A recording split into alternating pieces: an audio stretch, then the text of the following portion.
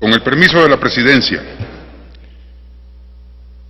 señoras y señores senadores, la tortura en México se aplica de manera sistemática a pesar de la existencia de una base legal desde 1991 para prevenirla y sancionarla.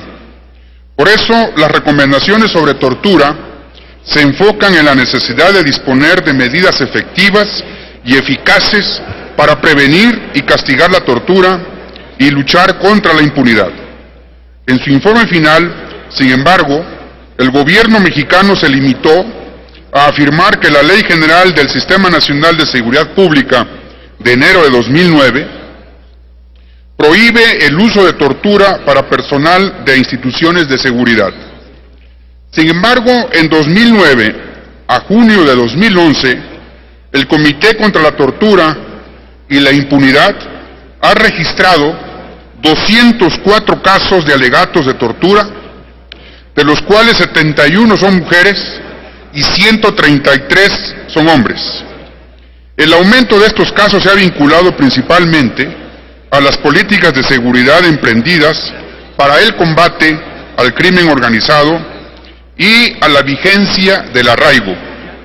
En los hechos, el arraigo limita gravemente las posibilidades de defensa legal debido a que es común que se use para fabricar delitos y que durante se cometan otras series de violaciones.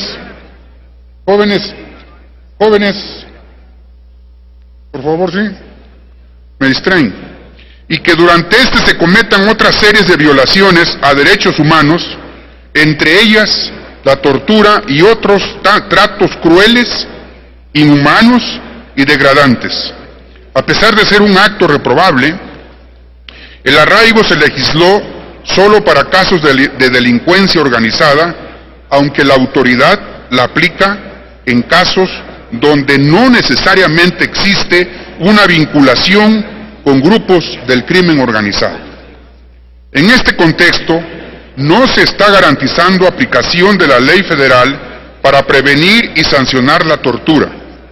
Uno de los graves problemas es la falta de imparcialidad en las investigaciones, debido a que es la misma instancia que supuestamente cometió el delito la que está a cargo de la investigación.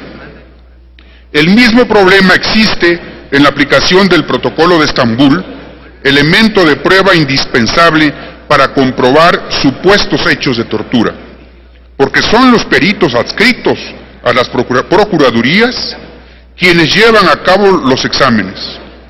La mayoría de las denuncias por tortura no proceden por falta de eficacia y voluntad de parte de los ministerios públicos y procuradurías. A la fecha, existe un muy reducido número de sentencias por tortura en el país.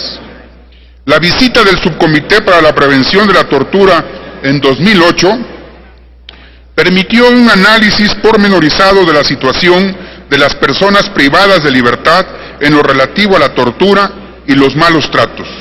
Entre las recomendaciones de su informe final se incluye la de fortalecer el marco legal y los recursos humanos y materiales necesarios del Mecanismo Nacional de Prevención de la Tortura.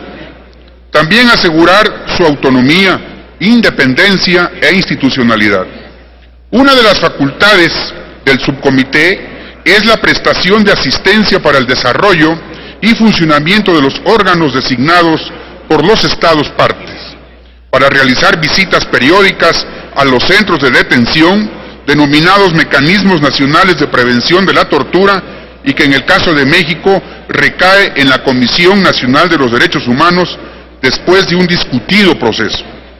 Quiero llamar su atención en el sentido que en estos últimos años hemos logrado avanzar significativamente en importantes reformas constitucionales en derechos humanos.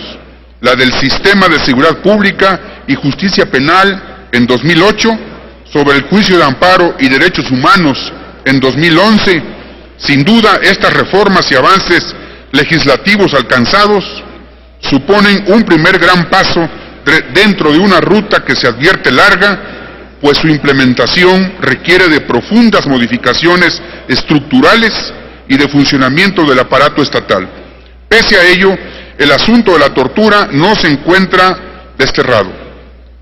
No olvidemos que el propio gobierno federal reconoció en el marco de la visita en 2011 de Navi Pillay, alta comisionada para los derechos humanos de la ONU, que en nuestro país persiste la tortura y es uno de los mayores desafíos del país es abatir la impunidad.